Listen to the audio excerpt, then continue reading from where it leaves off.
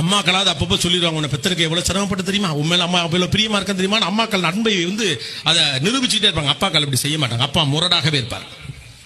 100 ரூபாய் காசு நீங்க கேட்டீங்கன்னா 3 நாள் உங்களை அலைய விடுவார். நாளைக்கு தரேன் பாரு, இப்ப இல்ல அப்புறம் கொடுக்குறேன் பாரு. ஆத்திரமா 1000 காசு வச்சிருக்காங்க, ஒரு 100 ரூபாய் காசு நமக்கு கொடுக்க மாட்டேங்கிறான். அதெல்லாம் விஷயம்.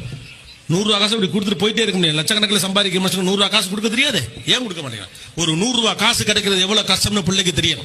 எனக்கு பிறகு இந்த குடும்பத்தை காப்பாற்றணும், இந்த சமூகத்தை பார்க்கணும், அக்கா தங்கச்சியை பார்க்கணும், அம்மாவை பார்க்கணும், பிள்ளைகளை பார்க்கணும், பொண்டாட்டிகளை பார்க்கணும். அப்போ ஒரு விஷயம் எளிதாக கிடைக்கக்கூடாது என்பதற்காகவே அது உங்களுக்கு லேட்டா கொடுக்கும். லேட் கிராட்டிபிகேஷன் அப்படின்னு சொல்லுவாங்க. கேட்கறதுக்கு முன்னாலே வாங்கி கொடுக்குறது. அம்மா நல்லவங்களா அவங்களுக்கு அப்படி தெரியலாம். அம்மா நல்லவங்க தான், இல்லைன்னு சொல்ல. ஆனா அப்பாக்களின் முன்னேற்றத்தை நம்ம அப்படித்தான். இந்த இவ்வளவு நல்லது கெட்டதெல்லாம் செய்யறான், நமக்கு ஒண்ணுமே செய்ய மாட்டேங்கிறான். ஊருக்குலாம் அள்ளி கொடுக்கலாம், நம்ம கேட்டா தர மாட்டேங்கிறார்.